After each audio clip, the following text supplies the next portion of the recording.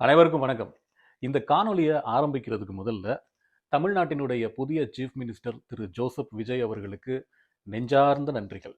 ஏன்னா, பசுந்தோல் போர்த்திய புலிகள் நாம கேள்விப்பட்டிருக்கிறோம். அது மாரி புலித்தோல் போர்த்திய ஓநாய்கள் நாம கதையில கேள்விப்பட்டிருக்கிறோம். வரிப்புலிய பார்த்து தானும் பூனை சூடு போட்டுக்கிச்சு அப்படின்னு. இந்த மாரி சில கதாபாத்திரங்கள் இருக்கு. அப்படி ஒரு கதாபாத்திரம் தான் கடந்த 4 நாட்களாக தமிழ்நாட்டில் உலாவிக் கொண்டிருக்கு. தான் ஒரு மிகப்பெரிய விஜய் ரசிகன் அப்படிங்கிற மாதிரி இலங்கை பாராளுமன்றத்துல எல்லாம் பேசிட்டு திரியிற ஒரு மனநோய் பிடித்த ஒரு மனிதரை தமிழ்நாட்டில் இந்த 4 நாட்களாக தொடர்ந்து அலைஞ்சிட்டு இருக்காரு.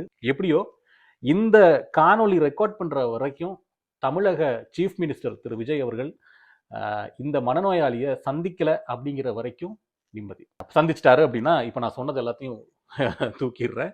இந்த 4 நாளா ஒளருன்னு ஒளறிக்கிட்டு இருக்க இவன் யாரு அப்படிங்கிறது தான் இந்த காணொளி. ஸோ டாக்டர் அர்ச்சுனா பத்தின ஒரு சின்ன டீகோடிங் அடுத்து பார்க்கலாம். ஒரு பழமொழி இருக்குல்ல, ஆள் இல்லாத ஊர்ல ஏன் புருஷன் பண்ணையாருன்னு சொல்லிட்டு தெரிஞ்சாங்கன்னு சொல்லுவாங்கல்ல. அந்த மாதிரி 2009ஆம் ஆண்டு போர் முடிவுக்கு வந்ததுக்கு அப்புறமா தலைவன் இல்லாத ஒரு சமூகமா ஈழத்தமிழினம் மாறிடுச்சு. அதை ரொம்ப திட்டமிட்டு இந்திய அரசாங்கமும் இந்திய புலனாய்வும் அதே மாதிரி இலங்கை புலனாய்வும் இலங்கை அரசாங்கமும் அதை ரொம்ப திட்டமிட்டு செயல்படுத்தினாங்க. எப்படின்னா, இவங்க ஒரு கூட்டக்குள்ள வந்துடக்கூடாது, ஒரு அணியாக ஒன்று திரடக்கூடாது, திரட்சி ஆயிடக்கூடாது, அது பெரிய பிரச்சனையில கொண்டு போயிட்டு விட்டுறலாம். ஸோ 2009 போர் முடிஞ்சதுக்கு அப்புறமா திக்கு தெரியாத ஒரு இனமாக இதனை மாற்றணும் அப்படின்னு சொல்லி பல சித்து விளையாட்டுகள் செய்ததில் அவங்க 17 வருஷம் கழிச்சு பார்த்தீங்கன்னா மிகப்பெரிய வெற்றியும் அடைஞ்சிட்டாங்க.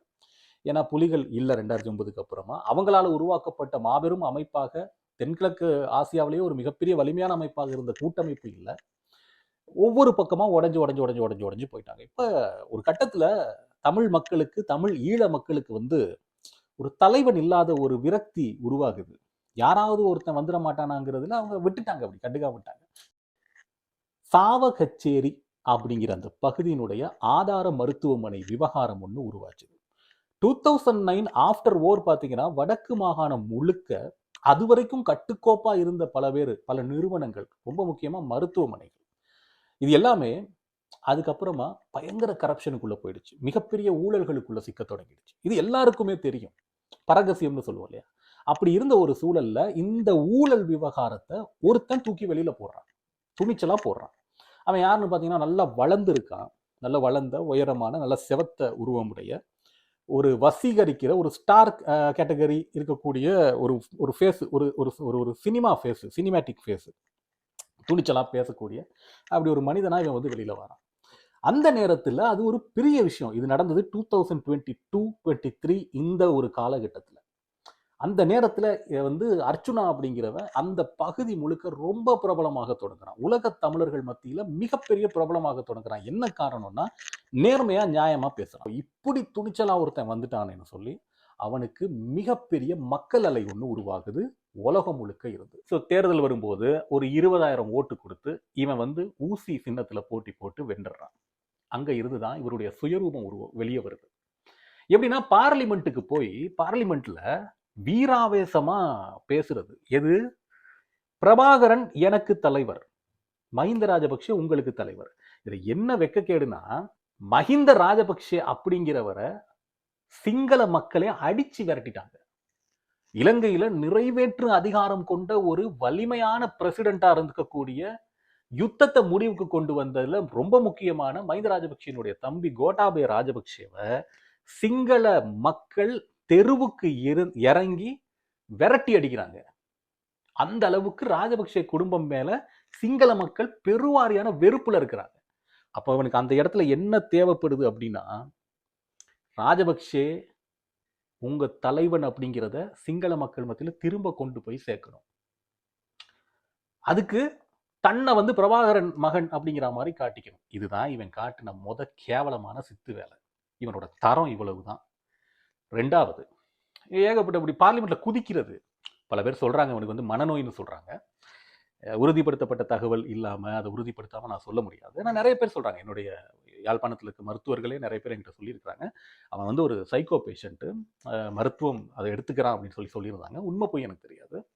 ஸோ அதை விடுவோம். ஆனா அவனுக்கு இன்னொரு மனநோய் நிச்சயமா இருக்கு. அதை நான் உறுதிபட சொல்லுவேன். இந்த தன்னை தாழ்ந்தவன்னு நினைச்சுக்கிறது எப்படி ஒரு மனநோயோ, அது மாதிரி தன்னை உயர்ந்தவன்னு நினைக்கிறது இன்னொரு வகையான மனநோய். Supremacy complex. ஸோ அப்படி ஒரு மனநோய் இவனுக்கு நிச்சயமா இருக்கு. ஸோ அவன் என்ன பண்ணுவானா பார்லிமெண்ட்ல போய் சக தமிழ் மக்களை அசிங்கப்படுத்துவான், முஸ்லிம் மக்களை அசிங்கப்படுத்துவான். நபி ஸல்லல்லாஹு அலைஹி வஸல்லத்தை வந்து பார்லிமெண்ட்லயே அசிங்கப்படுத்திட்டு, அட அசிங்கப்படுத்துற பெரிய துணிச்சல் மயிர்னு பேசுற மறுநாள் வந்து மன்னிப்பு கேட்பான். ஏன்னா அந்த ஹேங் ஓவர்ல பேசுறவங்களுக்கு ஒரு பிரச்சனை இருக்கும் இல்லையா? நைட்டு ஹேங் ஓவர், நைட் அடிச்சு அடிக்க காலையில ஹேங் ஓவர்னா துணிச்சலா எதையாவது சொல்லி விடுறது, ஃபேஸ்புக்ல எதையாவது எழுதி விடுறது. கொஞ்சம் தெளியும் போது தானே அந்த அந்த உண்மை வந்து வரும் வெளியில. இந்திய வம்சாவளி மக்கள்னு சொல்லப்படுற என்ன மாதிரி இலங்கை வாழ் மலையக தமிழர்களை நாயின்னு அசிங்கப்படுத்துவான் இவன். அப்படிப்பட்ட ஒரு தரங்கெட்ட மனநோயாளி. யாரை எப்பவுமே அந்த தன்னை குறைவா நினைக்கிற ஒருத்தனை வந்து மனநோயை சரிப்படுத்திடலாம். பெருசுன்னு நினைக்கிற அந்த சுப்ரீமசி காம்ப்ளெக்ஸ் இருக்கு பாருங்க, அவங்கள குணப்படுத்த முடியாது, ரொம்ப கஷ்டம். அது அதுவா குணமாக்குனா தான் உண்டு. அப்படி குணப்படுத்த முடியாத ஒரு ஒரு ஒரு பைத்தியம் இது. இவனை தூக்கி உள்ள போட்டுருச்சு ஸ்ரீலங்கன் கவர்மெண்ட். சரியா, ஏதோ ஒரு குற்றத்துக்கு என்னமோ பண்ணிட்டான்னு சொல்லிட்டு தூக்கி உள்ள போட்டுருச்சு. ஓடி ஓடி ஓடி வந்து காப்பாற்றினது யாருன்னு பார்த்தீங்கன்னா, மஹிந்த ராஜபக்சேயினுடைய செல்லப்பிள்ளை அடுத்து ஜனாதிபதி ஆகுவார்னு சொல்லி கணிச்சு, இவனால கூட கணிச்சு வெளியில சொல்லப்படுற நாமல் ராஜபக்சே. කරනවා මගේ අම්මා තාත්තා වෙනුවට මෙතනින් ඇවිල්ලා ඉන්නේ මගේ සහෝදරියෝයි. ඊට පස්සේ මම නාමල්ට මට ඒ ගරුත්වය මම කොහොමද තියෙනවා. இவன் தான் இன்னைக்கு சொல்றான் தமிழ்நாட்டில் இருந்துகிட்டு, தமிழுக்காக வாழ்வேன், தமிழுக்காக சாவேன், தமிழுக்காக. பாஸ் அப்ப நம்ம காட்டையும் கொடுக்குறோம் கூட்டையும் கொடுக்குறோம் பாஸ். எங்களெல்லாம் பார்த்தா எப்படா இருக்கு உனக்கு? அதை விட பெருத்த நகைச்சுவை என்னன்னா, ராஜ்மோகனை சந்திச்சது. ராஜ்மோகனுக்கு வந்து இலங்கை மீது ஒரு உணர்வுபூர்வமான ஒரு பந்தம் இருக்கு, ஒரு தொடர்பு இருக்கு அவங்களுக்கு. அதுல பாசிட்டிவ் பக்கமும் இருக்கு, நெகட்டிவ் பக்கமும் இருக்கு. ஏன்னா ஒரு 2009 இருந்து 2012 இந்த காலப்பகுதியில் நானும் அவர் கூட ஒர்க் பண்ணேன். அதுதான் நான் மீடியாவுக்கு என்ட்ரி ஆன டைம். எனக்கு குரு அவர் தான், எனக்கு கற்றுக் கொடுத்தது அவர் தான். ஸோ அந்த நேரங்களில் இந்த இந்த அர்ச்சுனா மாதிரி ஆட்கள், அதாவது தன்னை தவிர மற்ற எல்லாரையுமே தரக்குறைவாக நினைக்கக்கூடிய மனவியாதி படைச்சவங்க பல பேர் நான் வேலை செஞ்ச அந்த மீடியாவில் இருந்தாங்க. அவங்க இந்த ராஜ்மோகனை படுத்தி எடுத்தானுங்க. சரியா? ஏன்னா ராஜ்மோகன் அந்த நேரத்தில், ராஜ்மோகன் அவங்க எல்லாமே ஸ்ரீலங்கா மீடியாவில் ஒரு புது ட்ரெண்டை செட் பண்ணாங்க, கொண்டு வந்து. ஸோ ராஜ்மோகன் இதெல்லாம் உடச்சி தள்ளுறது வந்து உங்களுக்கு பிடிக்கல. ஸோ அந்த நேரத்தில் இதே இந்த அர்ச்சுனா மாதிரியே அங்கே ஒரு இன்னொரு மனநோய் பிடிச்ச ஒருத்தர் தான். ராஜ்மோகனை பற்றி உங்களுக்கு தெரியும், நீங்கள் யூடியூப்ல பார்க்குறீங்க, அவர் எவ்வளோ பெரிய தமிழ் மேதை அப்படின்னு. இவங்களுக்கு என்ன பிரச்சனைனா ராஜ்மோகன் மேலே அப்பவே, இப்போ ராஜ்மோகன் ஒரு அமைச்சர், சரியா? இது வரைக்கும் ராஜ்மோகன் மிகச்சிறந்த தமிழ் ஆர்வலர், அம்பேத்கர் வழிவந்தவர், பெரியார உள்வாங்கியவர், தமிழ் தேசியவாதி, உலகத்தை ரொம்ப நல்லா அறிந்து கொண்ட ஒரு மனிதர், நல்ல பேச்சாளர், இப்படி ஏகப்பட்ட பிம்பங்கள் இருந்தாலும் என்னைக்கு தமிழ்நாட்டினுடைய பள்ளிக்கல்வித்துறை அமைச்சரா அவர் வந்து பதவியேற்றாரோ அந்த நாள்ல இருந்து அவர் வந்து ஒரு ஆதி திராவிடர். எல்லா மீடியாலையும் பாருங்க, ஒரு தாழ்த்தப்பட்ட சமூகத்தை சேர்ந்தவருக்கு உயர் பதவி. இத்தனை 70 ஆண்டு காலம் சமூக நீதி ஆட்சியாளர்களாக செய்ய முடியாததை சீஃப் மினிஸ்டர் திரு ஜோசப் விஜய் அவர்கள் துணிச்சலா செஞ்சு காட்டிட்டாருன்னு அந்த அந்த அந்த செய்த உடனே இப்போ ராஜ்மோகன் ஆதி திராவிடர். இது 2012 காலப்பகுதியிலேயே இவங்களுக்கு இதான் பிரச்சனை அங்க. சரியா? இவங்க தன்னை உயர்வுன்னு நினைச்சுக்கிறானுங்க, இவங்களை தாழ்த்தி நினைச்சுக்கிறது, எங்களை மாதிரி எல்லாம் தாழ்த்தி நினைச்சுக்கிறது அவுட் சைடர்ஸை. மக்களுக்கு பிடிச்சி போச்சு. ராஜ்மோகன் வந்து அந்த நேரத்தில் ஸ்ரீலங்காவில் பெரிய செலிபிரிட்டி ரேடியோவில். அப்போ ஒரு பல்கலைக்கழகம், ஒரு யூனிவர்சிட்டியிலேருந்து இவருக்கு ஒரு அவார்ட் கொடுக்க ட்ரை பண்ணாங்க. அந்த அவார்டை ராஜ்மோகனுக்கு கொடுக்க விடாமல் செய்கிறதுக்கு பெரிய பாடுபட்டான், கடும் முயற்சி எடுத்தான். ஏன்னா அவனெல்லாம் யாரும் கண்டுக்கிறதே இல்லை. ஆனால் ராஜ்மோகன் ஒரு அவுட் சைடர், சென்னையிலேருந்து வந்து போடுன்னு போடுறாரு. அந்த யூனிவர்சிட்டி பசங்க, என்னுடைய நண்பர்கள் என்கிட்ட பர்சனலாக பேசி சொன்னாங்க, பெரிய கஷ்டப்பட்டோம், அவார்டை கொடுக்கறதுக்கு விடவே இல்லை இவன். இந்த அந்த அந்த நேரத்தில் லீடிங்கில் இருந்து அர்ச்சுனா மாதிரியே இன்னொருத்தன், அதே ஊருக்காரன், இப்படியெல்லாம் பாடுபடுத்தினாங்க. ஸோ இது ராஜ்மோகனுக்கு தெரியும். இப்படி ராஜ்மோகன் இதெல்லாம் தெரிஞ்சுக்கிட்டு தான் சார்ந்த இனத்தை சேர்ந்தவர்களை, இந்திய வம்சாவளி தமிழர்களை, அல்லனா அவரை தவிர மற்ற எல்லா தமிழர்களையும் அசிங்கப்படுத்தி அருவருப்பா பேசக்கூடிய ஒருத்தனை நேற்று சந்திச்சிருக்காரு. இது வந்து ஒன்று நக்கலாகவும் இருக்கலாம், நையாண்டியாகவும் இருக்கலாம், டே என்னெல்லாம் என்ன பாடுபடுத்துனீங்கடா வாடா அப்படின்ற மாதிரி இருக்கலாம். இல்லை ஒரு மரியாதை, ஏன்னா இவன் பாராளுமன்ற உறுப்பினர் இல்லையா, இவர் அமைச்சர் இல்லையா, சரி வாங்கன்னு சொல்லியும் பார்த்துருக்கலாம். அது ஒரு பக்கம் இருக்கட்டும். ஆனால் முதல்வர் விஜயை இவன் வந்து சந்திக்காம திரும்புறது தான் ரொம்ப நல்லது. ஏன்னா ஆனா கெஞ்சிருக்கான் நிறைய கெஞ்சிருக்காரு. வந்துட்டேன், கொஞ்சம் ப்ளீஸ் பார்த்து சொல்லுங்க, அண்ணன் அவருக்கு பார்த்து ஃபோட்டோ எடுத்துட்டு போயிடுறேன். ஏன்னா ஊர்லாம் பெரிய விஜய் ரசிகர்னு பார்லிமெண்ட்ல எல்லாம் சொல்லிவிட்டேன். இனி பார்லிமெண்ட்டுக்கு போனா சிரிப்பாங்க. என்னடா பெரிய அட்டை கிட்டவே எடுக்கல போல, ஃபோட்டோ கூட எடுக்க விடல போல, அப்படி கெஞ்சிருக்கான். காலெல்லாம் வந்து கொஞ்சம் விட்டுருங்க பேசுங்க, ஊருக்கு போனா மைக்கு மாதிரி இப்பெல்லாம் கெஞ்சிருக்கான் அவன். பட் டார்கெட் என்ன அப்படின்னா, வரலாறு திருப்புறாரு இவர். விடுதலை புலிகள் எம்ஜிஆர் தான் சந்திக்கிறாங்க, கருணாநிதியை அவாய்ட் பண்றாங்க. ஸோ எம்ஜிஆருக்கு பிரபாகரனை ரொம்ப பிடிச்சி போச்சு. ஸோ இவன் டார்கெட் பண்றது என்னன்னா, அன்னைக்கு எம்ஜிஆரோட நம்ம தலைவர் இருந்தாரு, இன்னைக்கு விஜயோட நான் இருக்கேன், விஜய்க்கு என்ன ரொம்ப பிடிச்சி போச்சு அப்படிங்கிறத சொல்லி வரப்போற மாகாண சபை தேர்தல் இலங்கையில் ஏற்கனவே விஜய்க்கு யாழ்ப்பாணத்தில் வடக்கு கிழக்குல பெரிய கிரேஸ் இருக்கு, பெரிய ஒரு அலை இருக்கு, மக்கள் அலை இருக்கு. ஸோ நானும் அவரும் ஒன்னா இருக்கிறோம் பாருங்க. நான் வந்து விஜயோடைய பெரிய ரசிகர். மேற்கொண்டு என்ன பண்ணிட்டேன், யாழ்ப்பாணத்தையே நீங்க எடுத்துக்கிற அளவுக்கு சொல்ற அளவுக்கு நான் வந்துட்டேன். எங்க அண்ணன் அவரு. ஸோ நான் வடக்கு முதலமைச்சராக வரணும்னா விஜய் ரசிகன் நான் இருக்கிறேன். இதுதான் இவர் செட் பண்ண நரேட்டிவ். இதுக்கு தான் இவர் வந்து முயற்சி பண்ணாரு. ஆனால் விஜய் இவர்கள் வந்து முன்கூட்டியே இதை வந்து விசாரிச்சாரோ என்னவோ தெரியல, இவெல்லாம் அந்த அளவுக்கு ஒர்த்து இல்லை அப்படின்னு சொல்லி நிராகரிச்சிட்டாரு. ஏன்னா தமிழ் ஈழத்து பிரதிநிதியாக தமிழக சீஃப் மினிஸ்டரை சந்திக்கிறதுங்கிறது வரலாற்றில் மிக முக்கியமானது.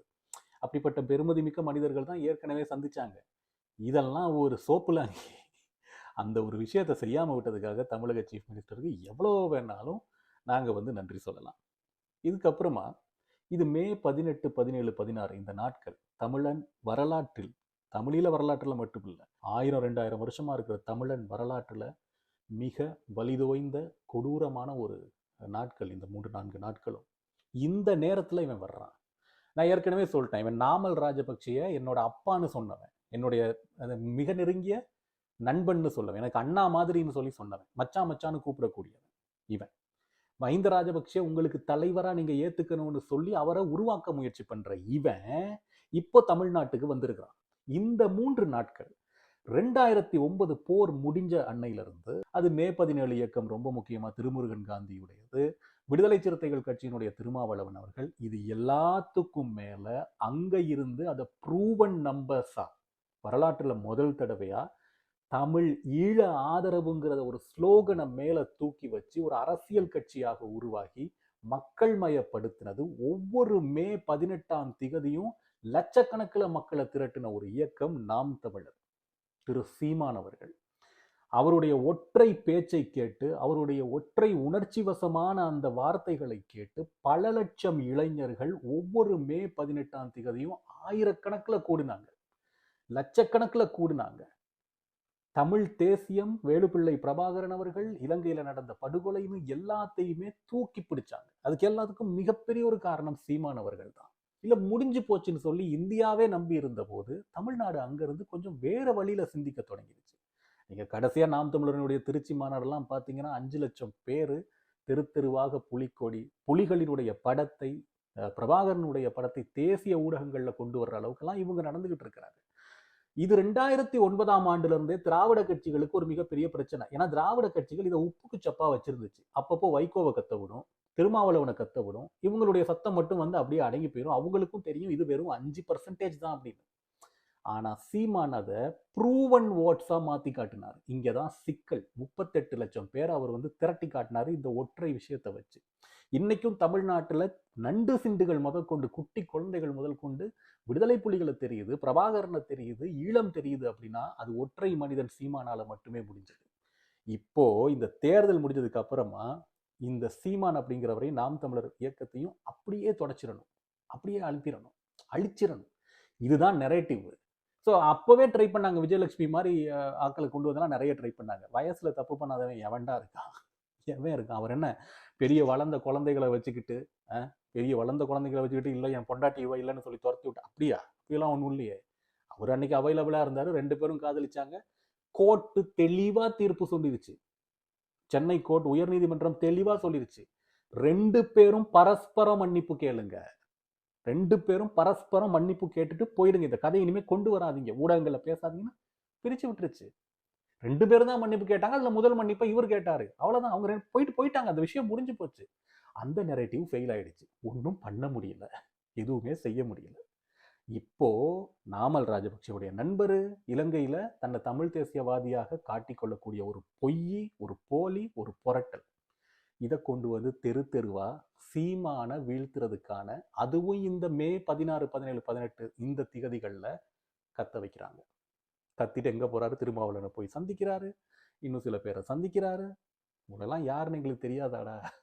அரசியல்வாதி புல்லுருவிகள் இவன் வைகோ இந்த கணக்கு பேர்லாம் தெரியாது. இவங்க தேசிய தலைவரை கடைசியா காட்டி கொடுத்த நாதாரியில் இவங்க யாரையுமே நான் நினைச்சான். இன்னும் பேர் உண்டு, தொல் திருமாவளவன் ஒன்று ஒரு தொல்லி உண்டு, தொல் திருமாவளவன் ஒன்று ஒரு தொல்லி உண்டு, தொல் திருமாவளவன் ஒன்று ஒரு தொல்லி உண்டு. இப்படியான கேஸுகளை நான் இந்த அரசியல்ல இப்ப அவங்கள பற்றி கதைக்கவே நான் விரும்பல. அவை பாஸ் அப்ப நம்ம காட்டியும் கொடுக்குறோம் கூட்டியும் கொடுக்குறோம் பாஸ்.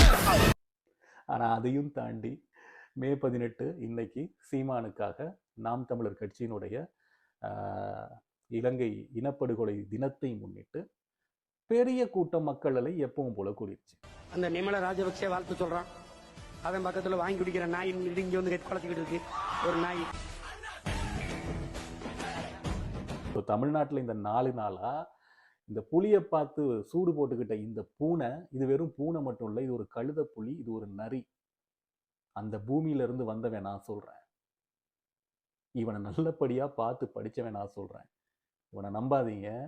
இவன் நேரடியாகவே ராஜபக்சேவினுடைய கைக்கூலி, இலங்கை அரசாங்கத்தினால் ஏவி விடப்பட்ட ஒரு உளவாளி. அதுக்காக தான் இவ்வளோ பெரிய காணொலியில் நான் ஒவ்வொரு பாயிண்ட்ஸாக உங்களுக்காக சொல்லி முடிச்சேன். நன்றி, வணக்கம். மற்றும் ஒரு காணொலியில் சந்திக்கலாம். இந்த சேனல் உங்களுக்கு பிடிச்சிருந்ததுன்னா சப்ஸ்கிரைப் பண்ணுங்க. நன்றி.